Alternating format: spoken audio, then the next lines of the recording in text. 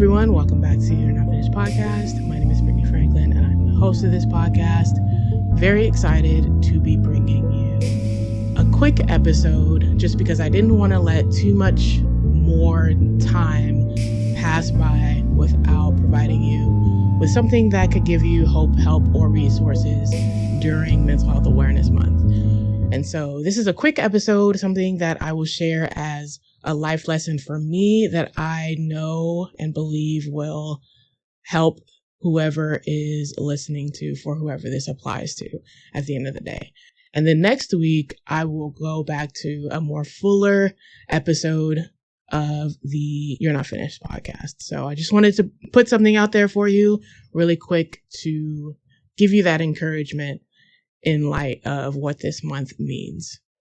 So just going to jump into it. No intro, no anything. So this past weekend, my cousin graduated from college, which is major. It's a huge deal. It's a beautiful milestone for anyone to achieve. And it was really nice to see someone who is such a light to our family and has overcome so much achieve a huge milestone with the effort, precision, and focus with which she did that. And so for all of us to show up for her, it was a beautiful moment.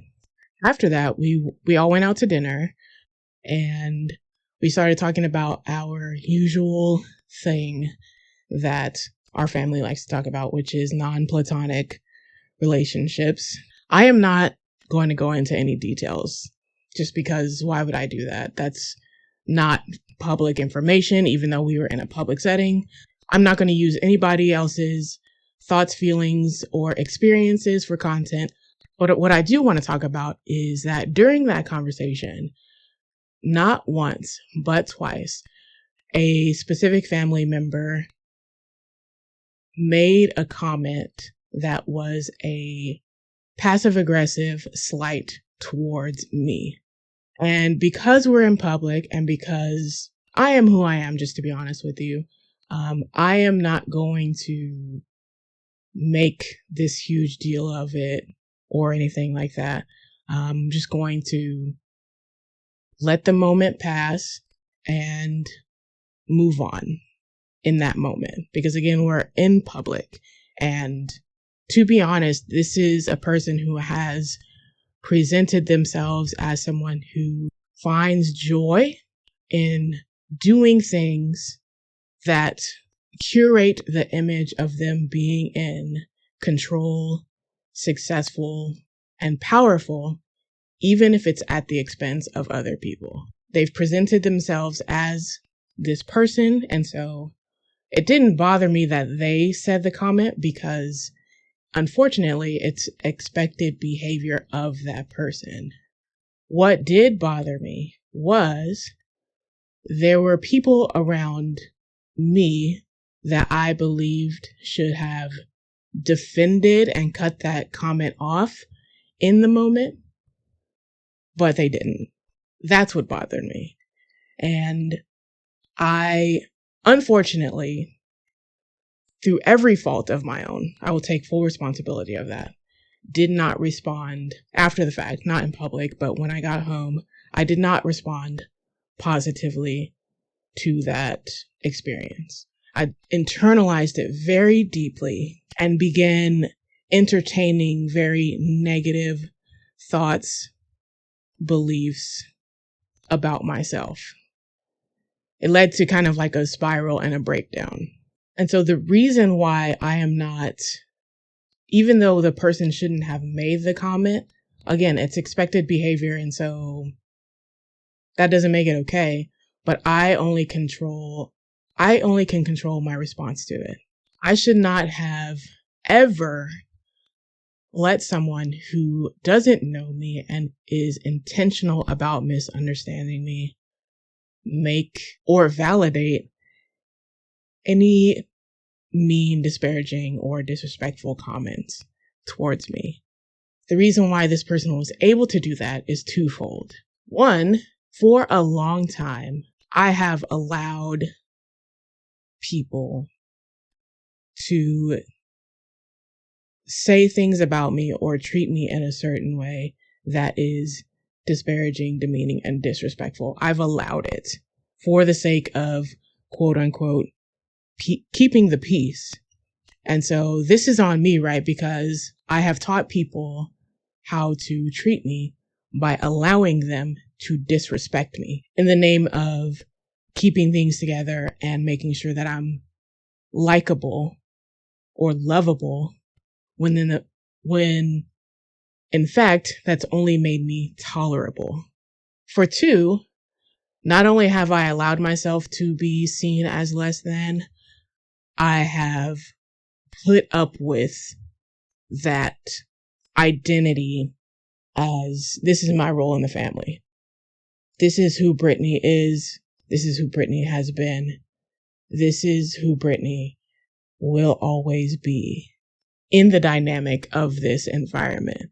And so other people's perception of me will allow someone to be able to come into the fold and validate it.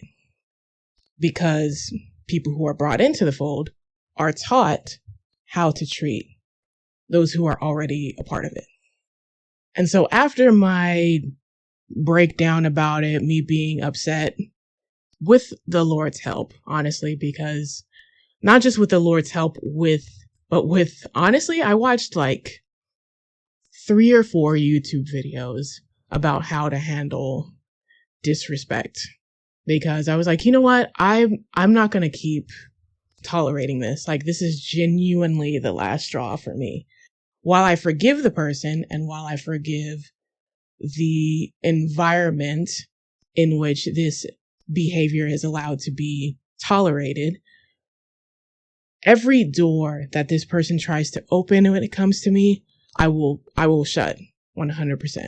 Like, I'm actually done, because I understand that forgiveness does not always equal reconciliation, especially when the other person involved in the dynamic continuously demonstrates a lack of honor and respect for people who they should be honoring and respecting, regardless of any issues that may have been a part of our history. Especially since that's who I am, and that's the kind of person I will align myself with. If I have a negative history with someone, or any kind of past misunderstanding or whatever, I'm not going to talk about the person to people who are in relationship still with that person. And I'm not going to talk to the person directly, especially when that person has closed the door to meaningful and honest communication. I will keep it cordial and still honor you and not withhold love despite what you choose to do. And I desire to align myself with people, and I will, going forward, align myself only with people who do the same. You can honor somebody without being in their life. You can honor someone without speaking to them. You can still pray for them. You can still love them. If they have a need and you are able to provide it, you can still do that. But what I will never do is disrespect privately or publicly, especially in front of family. And so until that culture of honor is reciprocated, I am taking a firm stance for myself to not engage. I am teaching people, or reteaching people rather, how they should treat me. And I think that we forget that we need to do that because we have these internal expectations of how people should behave towards us. And people should know because they're adults too, right? But that's not always the case. We have people who are dealing with hurts, hangups, and habits that, if unhealed, are going to turn into bad behaviors, even into adulthood, regardless of age. Age doesn't guarantee growth or maturity, unfortunately. And I say that knowing about myself how long it took me to learn specific lessons about my life. So I'm not saying that as a slight to anyone. I'm saying that I get it because it took me a really long time to learn certain things about community dynamics and about myself and about how I should be handling myself in community dynamics. So I will handle myself better with honor and respect, both privately and publicly. And I have to remember, this is the most important lesson. My heart needs to remain soft towards myself and towards others.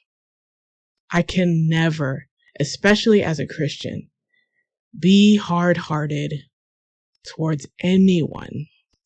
That doesn't mean remaining in community with people who are hell-bent on belittling you and making you feel small and hurting you because they feel hurt. That means if you do have to be around that person because of whatever dynamic is in play, if you do have to be around that person, if I do have to be around that person, which I do, that despite what they choose, I will not lose myself ever again.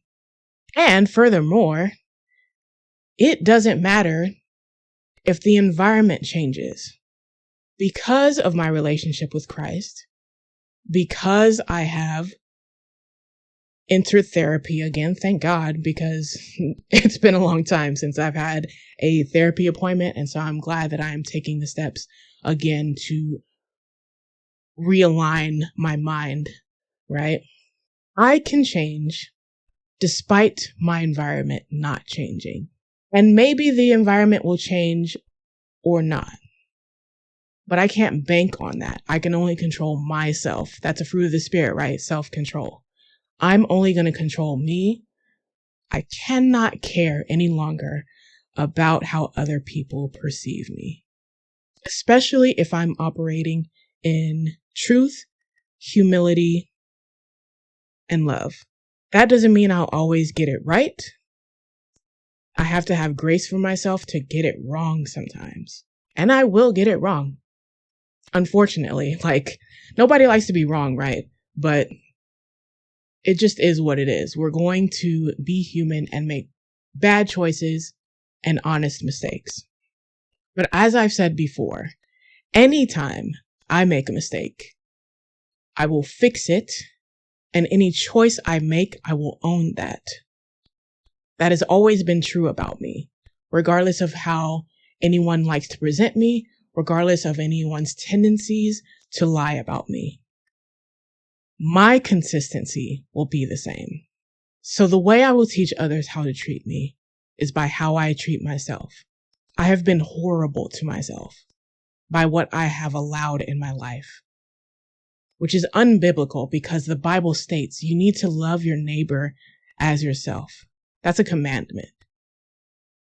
I haven't loved myself properly because if I had, then there wouldn't be this ability for me to get upset even by comments that are rooted in lies and untruth, rooted in insecurity, rooted in hatred, by beliefs that allow an environment that perpetuates the need for me to be small.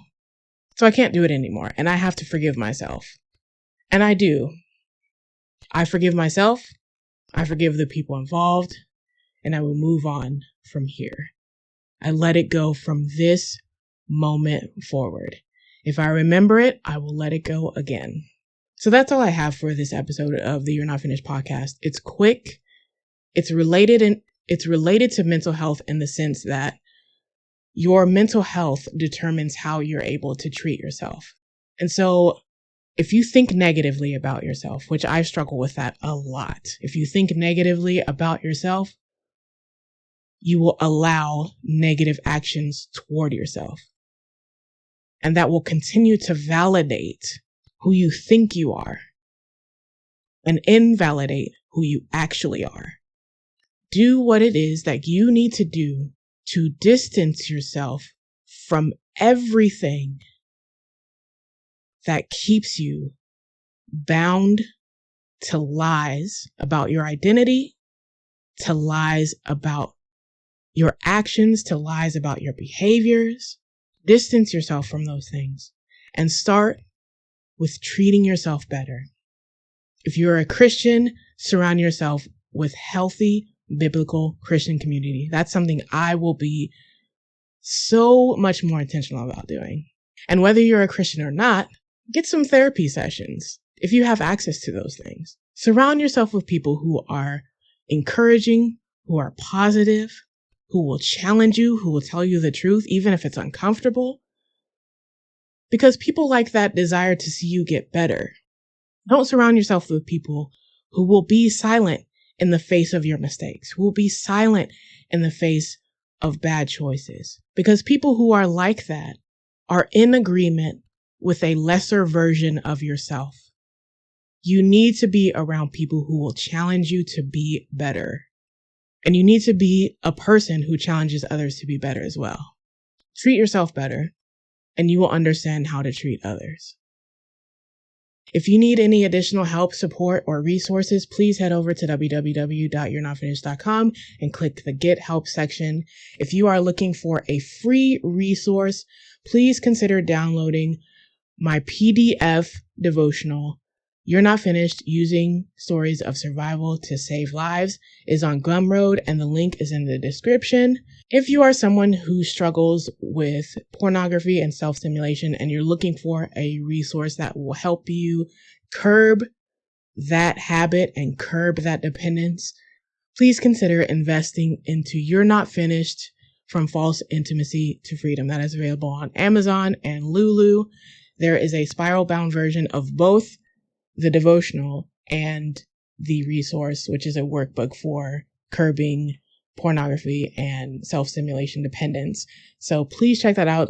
The links are in the description below of whatever streaming source that you are listening on. If you are someone who has been affected by the California wildfires, please continue to look at the You're Not Finished website. The resources are updated on a consistent basis. And so if you still need support, which everybody's going to be needing support for a really long time. And so if you are someone who needs support and those resources can help you, or if you know someone who needs resources and you can pass them along, head to the you'renotfinished.com website and click the top link, California Wildfire Resources. Thank you so much for listening, everyone. I hope you guys have an amazing day and finish well. Bye.